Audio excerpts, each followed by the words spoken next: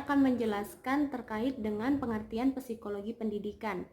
Dewasa ini, psikologi merupakan suatu disiplin ilmu yang sangat besar manfaatnya bagi kehidupan manusia. Memang semua disiplin ilmu ada manfaatnya, tetapi tidak ada suatu disiplin ilmu seperti psikologi yang mampu menyentuh hampir seluruh dimensi kehidupan manusia. Secara umum, psikologi dapat dibedakan menjadi dua, yaitu yang pertama psikologi teoritis dan yang kedua adalah psikologi terapan. Psikologi teoritis terdapat dua macam. Yang pertama yaitu psikologi umum, yang kedua yaitu psikologi khusus. Psikologi umum adalah psikologi teoritis yang mempelajari aktivitas-aktivitas mental manusia yang bersifat umum dan dalam rangka mencari dalil-dalil umum dan teori-teori psikologi. Sedangkan psikologi khusus adalah psikologi teoritis yang menyelidiki segi-segi khusus aktivitas mental manusia. Psikologi khusus ini terdiri dari yang pertama yaitu psikologi perkembangan. Psikologi perkembangan mengkaji perkembangan tingkah laku dan aktivitas mental manusia sepanjang rentan kehidupannya. Yang kedua yaitu psikologi sosial. Psikologi sosial ini mengkaji aktivitas manusia dalam kaitannya dengan situasi sosial. Yang ketiga yaitu psikologi kepribadian. Psikologi kepribadian ini mengkaji struktur kepribadian manusia sebagai satu kesatuan utuh. Yang keempat, psikologi abnormal. Psikologi abnormal ini mengkaji aktivitas mental individu yang tergolong abnormal. Yang kelima yaitu psikologi diferensial. Psikologi diferensiasi. Psikologi diferensiasi ini menguraikan tentang perbedaan-perbedaan antar individu. Kemudian Sandrock menyatakan bahwa psikologi is scientific study of behavior and mental process, atau yang diartikan psikologi adalah kajian ilmiah terhadap proses perilaku dan mental. Selanjutnya, Lowenthal mengutip dari Hutchinson's Encyclopedia menyatakan psikologi adalah studi sistematis tentang perilaku manusia, mencakup peranan insting, budaya, fungsi berpikir, intelijensi, dan bahasa. Dalam Masganti 2015. Kemudian menurut Danim, sebutan peserta didik dilegitimasi dalam produk hukum kependidikan Indonesia. Sebutan peserta didik itu menggantikan sebutan siswa, murid, atau pelajar.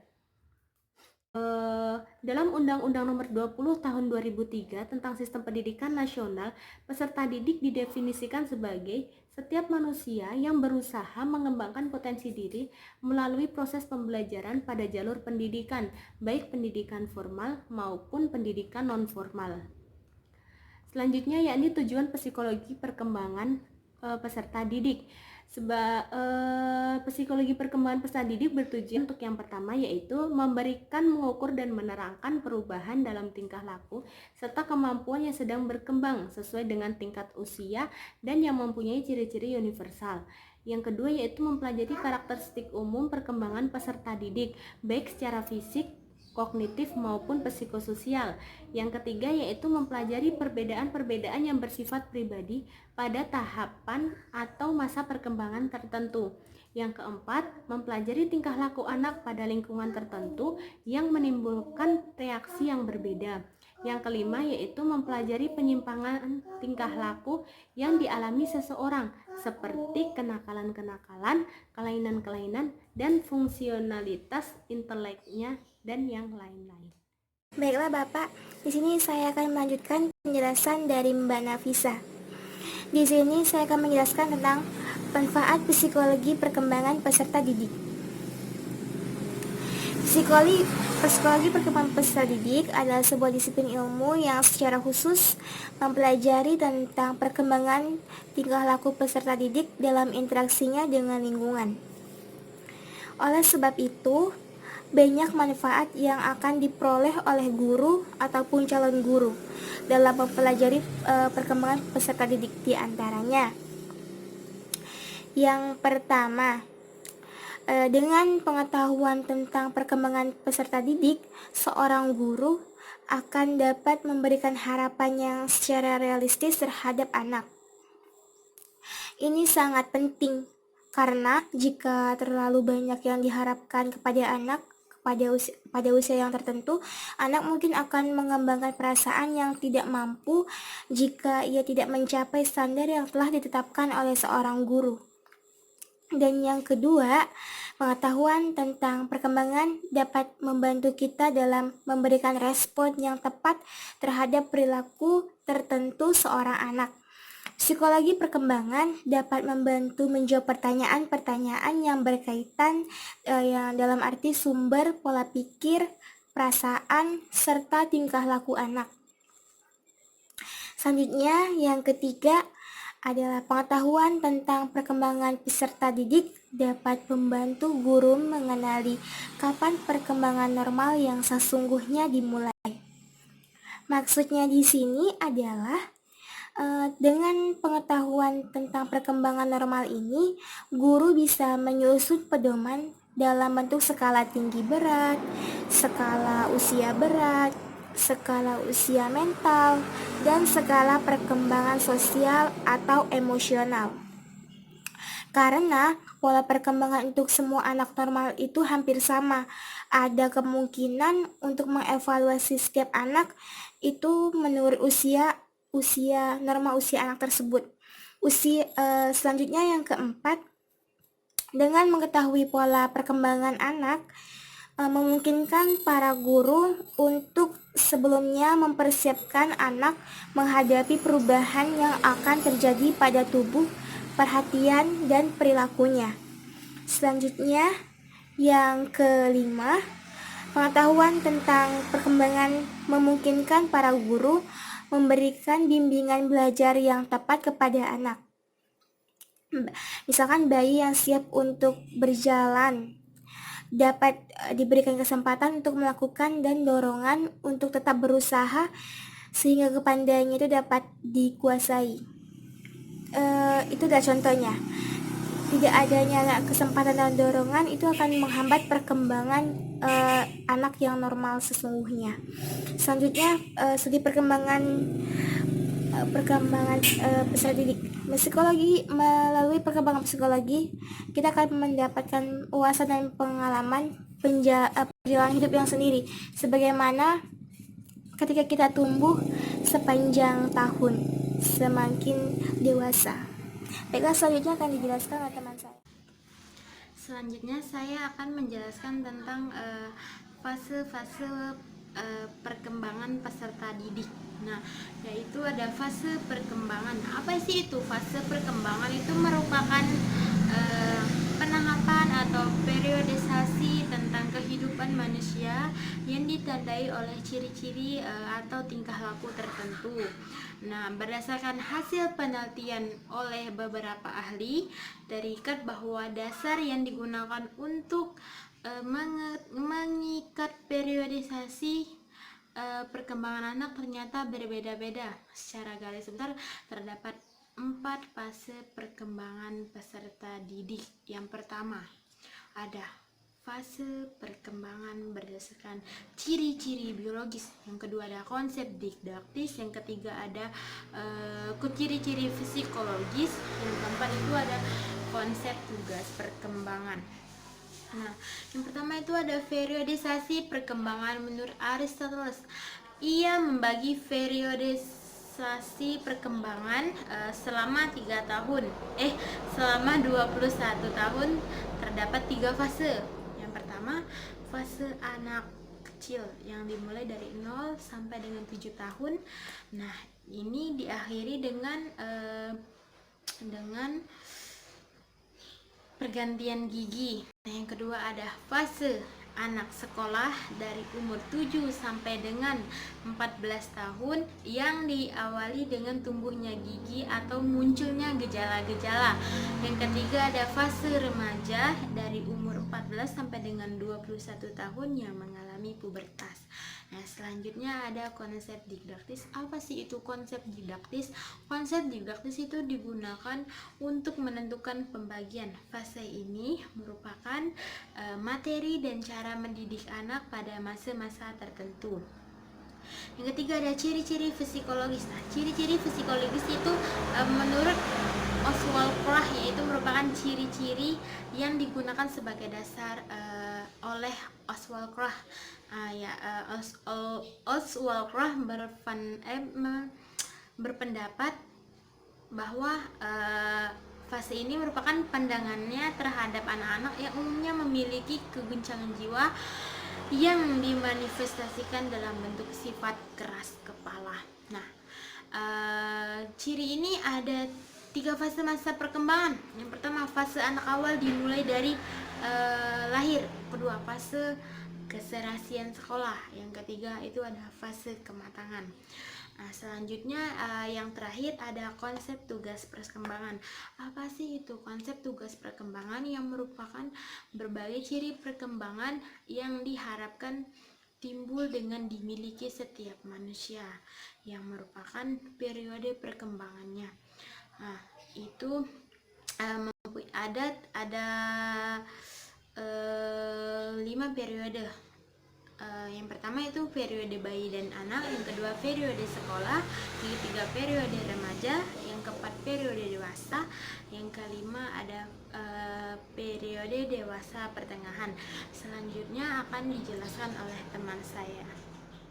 Di sini saya akan menjelaskan sedikit tentang faktor-faktor yang mempengaruhi perkembangan peserta didik.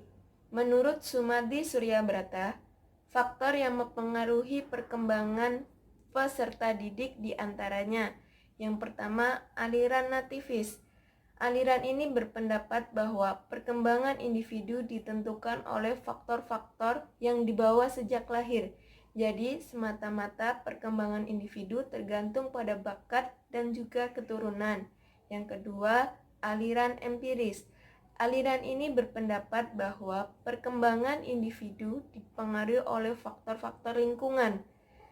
Contohnya di lingkungan sekolah. Jika anak gemar membaca, maka anak yang lain pun akan mengikuti kebiasaan-kebiasaan yang sama. Yang terakhir, aliran konvergen. Aliran ini berpendapat bahwa perkembangan individu dipengaruhi oleh 2 faktor. Yang pertama, faktor bawaan atau keturunan. Yang kedua, faktor lingkungan. Faktor lingkungan di sini yaitu faktor lingkungan keluarga, faktor lingkungan sekolah, dan juga faktor lingkungan teman sebaya. Oke, selanjutnya akan dijelaskan oleh Mbak Arin. Saya, Arin Nur Fatona, akan menjelaskan tentang aspek-aspek perkembangan peserta didik. Yang pertama yaitu aspek perkembangan fisik dan motorik. Menurut Kohlen dan Thomson, perkembangan fisik individu meliputi 4 aspek, yaitu yang pertama struktur fisik, yang meliputi tinggi badan, berat badan, dan propori tubuh. Kemudian yang kedua yaitu sistem saraf, yang mempengaruhi perkembangan aspek lainnya, yakni intelektual dan emosi. Kemudian yang ketiga yaitu kekuatan otot. Kekuatan otot ini yang akan mempengaruhi perkembangan motorik. Yang keempat yaitu kelenjar endokrin, yang merupakan penyebab pola-pola perilaku baru. Aspek yang kedua yaitu aspek perkembangan kognitif atau intelektual. Perkembangan kognitif berkaitan dengan potensi intelektual yang dimiliki individu, yaitu kemampuan berpikir dan memecahkan masalah.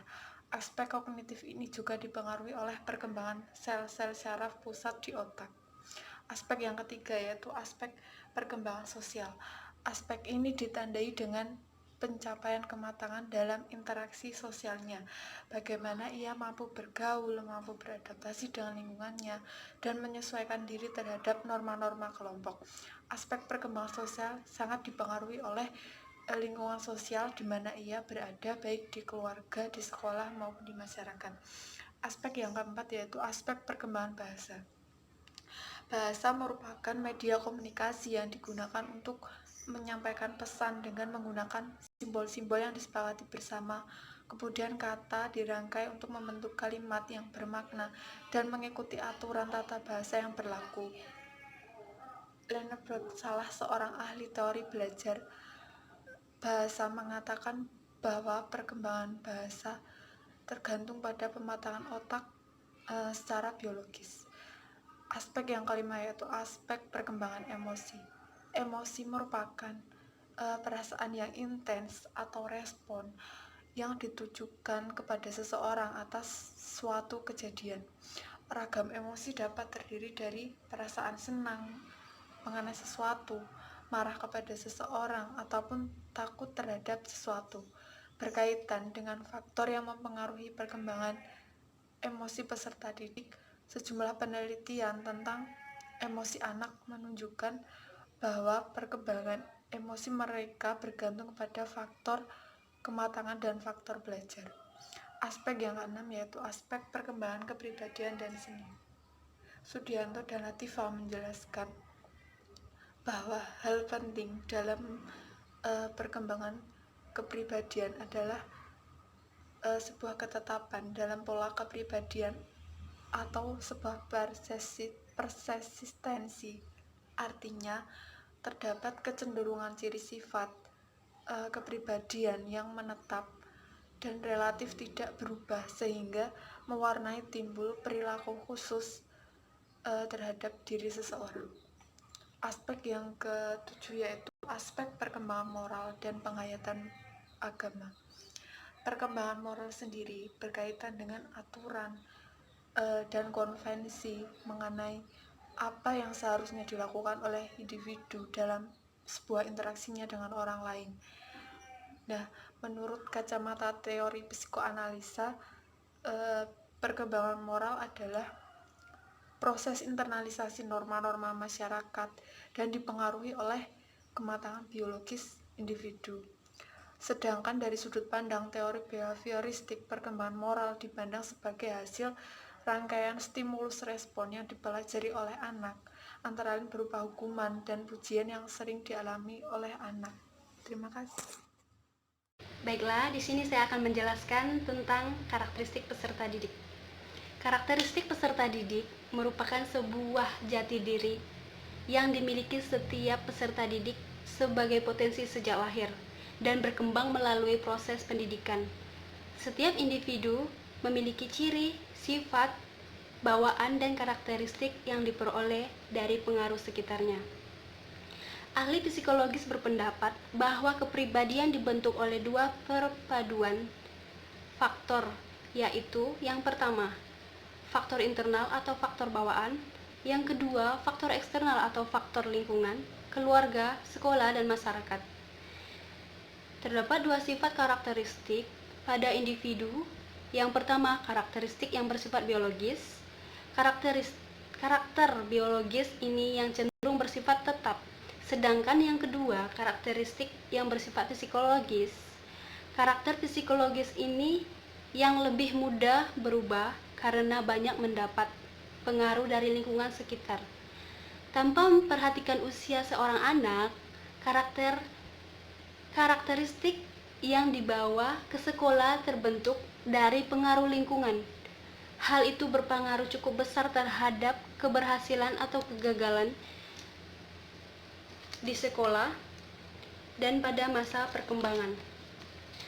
Ada 3 cara untuk mengetahui karakteristik peserta didik dengan pembelajaran yang efektif guna membentuk karakteristik peserta didik, yaitu yang pertama, melakukan pembiasaan baik yang dimuat dalam program sekolah.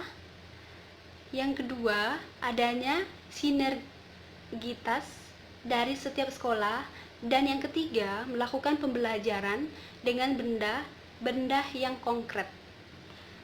Secara umum, karakteristik peserta didik terdapat meliputi gender setiap sekolah pada tiap-tiap kelas terdiri dari siswa laki-laki dan perempuan. Dan yang kedua, etika. Negara Indonesia merupakan negara yang luas wilayahnya dan kaya akan etikanya. Yang ketiga, usia. Menurut Piaget, perkembangan intelektual anak usia taman kanak-kanak pada taraf pra-operasional konkret, sedangkan peserta didik sekolah dasar berada tahap operasional konkret. Sedangkan yang keempat, kultural. Budaya yang ada di Indonesia sangatlah beragam, seperti kesenian, kepercayaan, norma, kebiasaan, dan adat istiadat. Yang kelima, status sosial dan minat. Peserta didik pada suatu kelas biasanya berasal dari berbagai status sosial ataupun ekonomi masyarakat berdasarkan latar belakang pekerjaan orang tua. Ada peserta didik yang orang tuanya wirausaha, pegawai negeri, pedagang, petani, dan buruh. Sekian dari kelompok kami ucapkan terima kasih.